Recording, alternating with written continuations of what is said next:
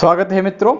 सादा जीवन, उच्च विचार, अच्छी पढ़ाई, कम प्रचार। तो सीधा सीधा हम लोग क्या करेंगे, इसी पे आएंगे और समझने का प्रयास करेंगे। आज का टॉपिक है आपका कि यूज ऑफ देयर या इट, यानी कि सबसे पहले दिमाग में आपके ये आना चाहिए कि कहाँ पे देयर का प्रयोग होता है, कहाँ पे इट का प्रयोग होता है। हाँ, हमने क्या किया है, आपको बिल्कुल बेसिक स्ट्रक्चर ली है, मतलब सबसे सरल स्ट्रक्चर ली है। इन्हीं वाक्यों को हम बड़ा करके भी दिखाएंगे। तो सबसे पहले आपको ये सोचना है कि आखिर इन वाक्यों की शुरुआत किससे होगी और क्यों होगी। ठीक है, तो देखें, देयर की अगर बात करें तो काउंटेबल नाउन। काउंटेबल नाउन क्या होते हैं? वे नाउन जिनको हम लोग काउंट करते हैं। काउंट करते हैं मतलब गिनती में 1 2 3 4 5, यानी कि जिनकी संख्या एक या फिर एक से ज्यादा होती है, वो हमारे काउंटेबल नाउन होते हैं। अनकाउंटेबल नाउन क्या होते हैं? इनको हम लोग फील करते हैं, महसूस करते हैं और इनकी हम लोग तौल या माप करते हैं, यानी कि ऐसी चीजें जिनको हम तौलते हैं, मापते हैं, वो हमारी अनकाउंटेबल आती हैं। और ये क्या होती हैं? केवल सिंगुलर फॉर्म में ही होती हैं। तो आप ऐसे समझ सकते हैं कि जो नाउन प्लूरल फॉर्म में नहीं आ सकती हैं उनको हम लोग अनकाउंटेबल नाउन कहते हैं। ठीक है, अब यहाँ पे देखते हैं सबसे पहले कि इनमें लगेगा क्या, कहाँ पे क्या लगेगा और क्यों लगेगा। ठीक है, लड़का, यहाँ देख रहे हैं कि लड़का है, तो सबसे पहले यहाँ देखिए इसमें प्रयोग किसका होगा। ठीक है, एक लड़का है। ठीक, अगर इसका हम ट्रांसलेशन करें तो क्या हो जाएगा? ए बॉय इज, मतलब एक लिख दिया, बॉय लिख दिया और इज लिख दिया। अगर इसको हम सब्जेक्ट मान लें तो यहाँ इज लगाएंगे और इसके बाद क्या होता है, अगर इस तरह की इज एम आर बाजबर लगा है तो इसके बाद कॉम्प्लीमेंट का होना जरूरी है।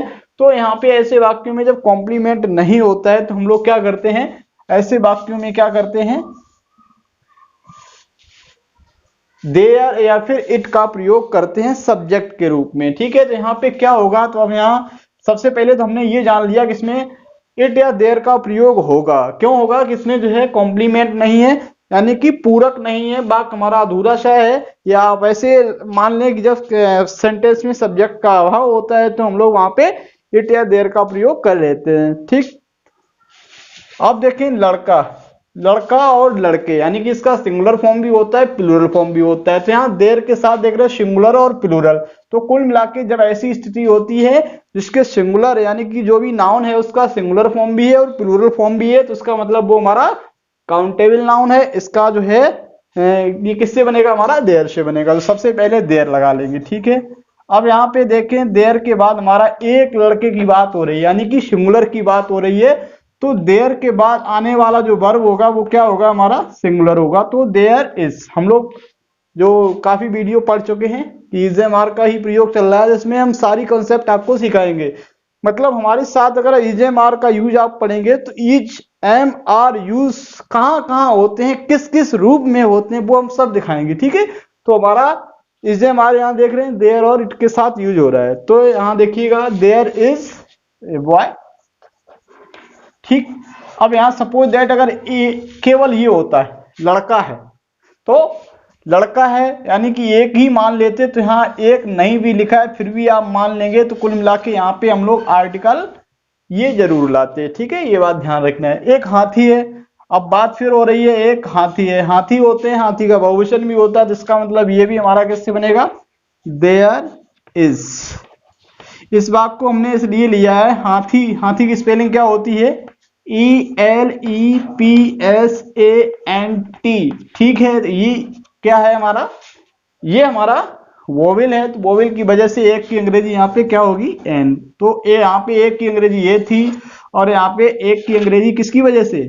ई की वजह से हमारी एन लग रही है। ठीक है, तो अब यहाँ पे देखें दो छात्र हैं, बात बदल गई, छात्र हमारा काउंटेबल है, इससे हमने जान लिया ये हमारा देयर से बनेगा। ठीक है, अब देयर तो आप सबसे पहले लगा देंगे देयर। अब देयर यहाँ पे दो छात्रों की बात हो रही है, यानी कि जो सब्जेक्ट देयर के बाद जो वर्ब लगेगी वो हमारी प्लूरल फॉर्म में होगी। तो यहाँ ऊपर वाले वाक्य में हमने देखा था इज लग रहा था, तो यहाँ लग रहा है देयर आर।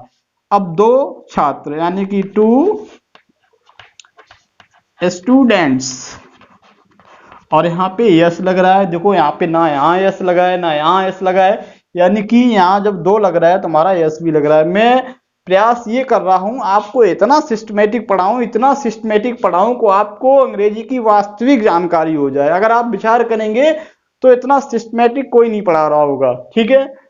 अब देखिए कई प्रश्न हैं, कई प्रश्न यानी कि प्रश्न एक से ज्यादा है, यानी कि ये हमारा प्लूरल है। तो कई प्रश्न, एक प्रश्न होता है, 2 प्रश्न होता है, कई प्रश्न होते हैं, तो कुल मिला के इसमें देयर का प्रयोग होगा और इसके साथ में कई प्रश्न है, तो आप समझ गए हैं देयर आर।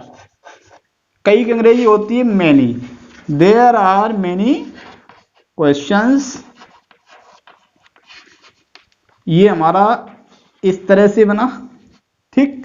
बहुत सारे जानवर हैं। अब देखो ध्यान दीजिए, हमने यहाँ पे क्या किया है, कई प्रश्न है वो तो ठीक गिनती दिखाई, यहाँ पे बहुत सारे जानवर हैं। अब यहाँ अगर इतना होता कि जानवर हैं, ठीक, इसका क्या होता है, इसका विस्तार भी होता है। विस्तार होने का मतलब है इधर आपके जो इसके एडजेक्टिव हैं या एडवर्ब हैं वो आपके जुड़ते रहते हैं। तो यानी कि ये हमारा जानवर हैं, तो यहाँ हो जाएगा देयर आर, ठीक है। अब देखो बहुत सारे जानवर, अगर जानवर होता तो एनिमल्स लग जाता, लेकिन इससे पहले क्या लगा है, बहुत सारे जानवर। तो बहुत सारे की अंग्रेजी होती है ए लार्ज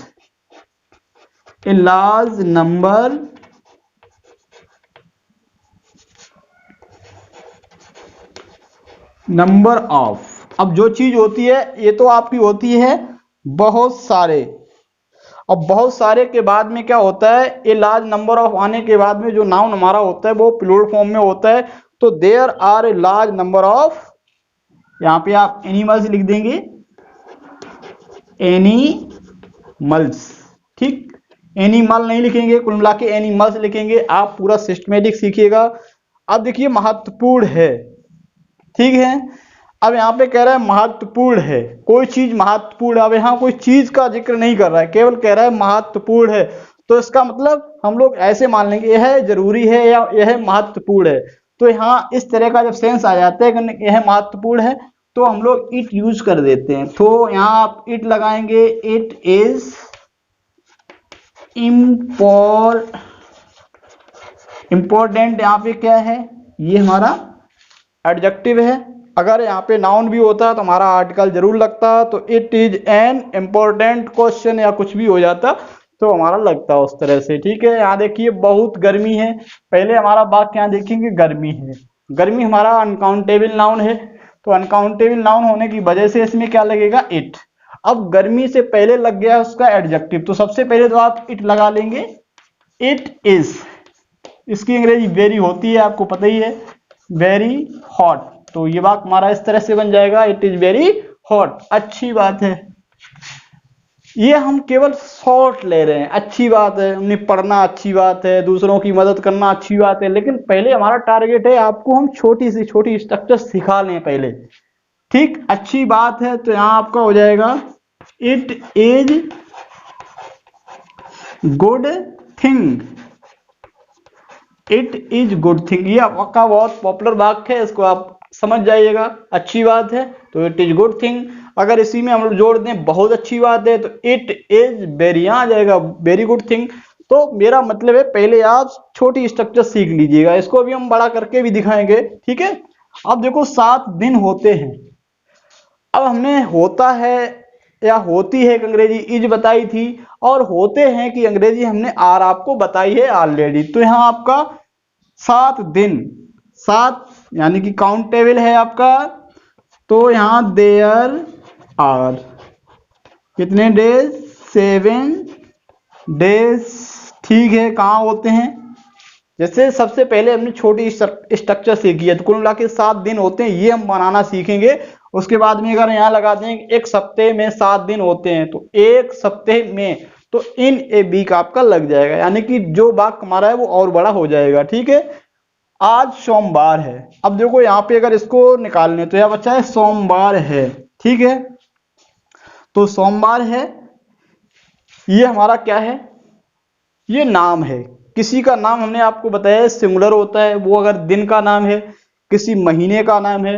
यहाँ पे जैसे गर्मी की बात हो रही है तो सर्दी गर्दी जितनी भी ऋतुएं हैं, सर्दी, गर्मी, जाड़ा, वर्षा जो भी है, बसंत ऋतु है, या जो भी जितनी भी ऋतुएं हैं, तो इसका मतलब आपको ये समझना चाहिए अगर कोई भी ऋतु आती है तो वो वाक्य हमारा इट से बनेगा। ठीक है। और यहाँ पे जैसे 7 दिन होते हैं अंग्रेजी 7 दिन, तो देयर आर 7 डेज। अगर हम बात करें कि महीने में 30 दिन होते हैं, तो या जुलाई में 31 दिन होते हैं, जो भी आपको कहना है, तो इस तरह की स्ट्रक्चर सीखना है कि अगर होते हैं आता है तो वो वाक्य हमारे देयर से बनाए जाते हैं कि 7 दिन होते हैं, तो जब ये वाक्य ऐसे बनता है। इसी तरह की कंसेप्ट आपको समझ देखें, आज सोमवार है तो इट इज क्या है, मंडे है। मंडे दिन का नाम है, तो इसका एम आप कैपिटल बनाएंगे, इट इज मंडे टुडे। ठीक है। इसको एक तरीके से और बना सकते हैं कि टुडे को आप सब्जेक्ट बना लें। टुडे क्या है, टुडे इज मंडे। ठीक है। तो आप इसको इस 2 तरह से कह सकते हैं, इट इज मंडे टुडे या टुडे इज मंडे। ठीक। अगला देखिए, जुलाई चल रही है या जुलाई चल रहा है या जुलाई का महीना चल रहा है, तो आप कह सकते हैं क्या, it is July. It is July यानी कि सीधा सा मतलब है, हम लोग संकेत कर रहे हैं जो प्रेजेंट में स्थिति है वो जुलाई है, तो इट इज जुलाई। या इसको हम ऐसे कह सकते हैं, जुलाई is going on. Going on का मतलब वही होता है जो हमारा प्रेजेंट में है, रनिंग कर रहा है। यानी कि इसमें आप क्या सकते हैं, जुलाई चल रहा था तो हम बाज लगा देते हैं। गोइंग ऑन का मतलब रनिंग में होता है, तो जो चीजें रनिंग में होती हैं उनको हम लोग गोइंग ऑन से बना लेते हैं। ठीक है। जुलाई चल रहा है या नवरात्रि चल रही है, यानी कि ऐसा जहां भी सेंस होगा तो आप गोइंग ऑन से बना सकते हैं, या फिर आप इट का सहारा ले सकते हैं। अब देखो, इसको बेकार होता है। ठीक। बेकार होता है या होती है, तो कुल मिला के ये बात हम किससे बनाएंगे, it is useless. It is useless. क्या यूजलेस होती है वो आपका लग जाएगा, जैसे उन्हें कि समय नष्ट करना बेकार होता है, it is useless to waste time. To waste time is useless. तो ये स्ट्रक्चर हम आपको केवल अभी सिखा रहे हैं। यहाँ पे देखें, दूध की बात है, दूध है। ठीक है। दूध हमारा क्या किया जाता है, दूध हमारा मापा जाता है, देखिए लीटर में, तो लीटर में, केजी में, तो कुल मिला के ये हमारा अनकाउंटेबल नाउन है। तो आप हो जाएगा, इट इज मिल्क। ये वाक्य बन रहा है। अब ठीक है, अब देखिएगा, इन्हीं वाक्यों को अगर विस्तार करना है, बेसिक जब आप सीख गए, हमारा मतलब ही है आपको जीरो से हीरो बनाए। ठीक। अभी आपको बहुत छोटे वाक्य लग रहे हैं, मैं इन वाक्यों को बड़ा कर रहा हूं। ठीक है। एक लड़का है। ठीक।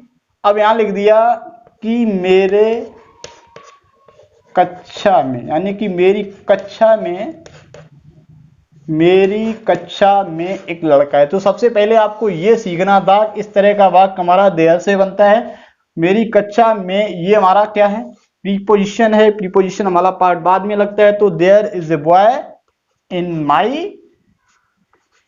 माई क्लास। ठीक है। तो ये वाक्य आप देख रहे हैं काफी बड़ा हो रहा है, तो इन माई क्लास यहां लगा देंगे। ठीक है। एक हाथी है। ठीक है। अब एक हाथी कहां पे है, आपने लिख दिया कि मथुरा में। या आपने मथुरा में नहीं लिखा, यहां पे लिख दिया सड़क पर। तो जब सड़क पर हमारा जुड़ा है, तो केवल आपने यहाँ पे ये सीखा था कि ये स्ट्रक्चर हमारी जो है देयर से बनती है। तो शुरुआत तो आप वैसे ही करेंगे, सड़क पर, तो यहां आप क्या जोड़ देंगे, ऑन द रोड। मतलब आप समझ रहे हैं, सबसे पहले हम क्या कह रहे हैं, आपको छोटी चीज सीखनी है, अपने आप में कॉन्फिडेंस ये लाना है कि you know something, you can do something. आपको कुछ आता है, आप कुछ कर सकते हैं। उसके बाद आपको हम बताएंगे कि आप बहुत कुछ कर सकते हैं। ठीक है। इसी तरह से ये सारी चीजें आप बढ़ाते जाएंगे। 2 छात्र हैं, अब हमने क्या लिखा, यहीं पे बढ़ा दिया कि कक्षा में 2 छात्र हैं, कई प्रश्न हैं। ठीक। या यहाँ पे लिख दिया कि मेरे सामने कई प्रश्न हैं। तो जैसे जैसे इन चीजों में जो भी चीजें जुड़ती जाएंगी, वो चीजें लगती जाएंगी। तो सबसे पहले आपको बेसिक कंसेप्ट सीखना है कि सबसे छोटी स्ट्रक्चर सीखना है। ठीक है। अभी जब आप हमारे सामने जुड़े रहेंगे तो इन चीजों का कितना महत्व है वो आपको समझ में आ जाएगा। इंटर लेवल पे ये चीज आती है आपकी, जैसे बेकार होता है तो यानी कि इट इज यूजलेस। क्या बेकार होता है? समय नष्ट करना बेकार होता है। तो इस तरह की स्ट्रक्चर आपको काफी चीजें जो उससे रिलेटेड टॉपिक हैं उसमें आपकी ये उपयोगी होती हैं। तो कुल मिला के ये चीजें आप अभी से सीख लीजिएगा। ये वीडियो आपको कैसा लगा है ये बात आप कमेंट करके अवश्य बताएं। जब मैं इतनी मेहनत यहाँ पे कर रहा हूँ, इतना समय आपको दे रहा हूँ, तो आप भी प्रयास करिएगा, थोड़ा समय आप हमें दीजिएगा कि आपको ये वीडियो कैसा लगा है, समझ में आया है कि नहीं आया है, वो बात आप हमें कमेंट करके अवश्य बताएं। अच्छा लगा है तो क्या करते हैं आपको पता है, ठीक है। तो इस वीडियो में इतना ही, अगले वीडियो में अच्छे टॉपिक के साथ फिर मिलेंगे। जय हिंद, जय भारत।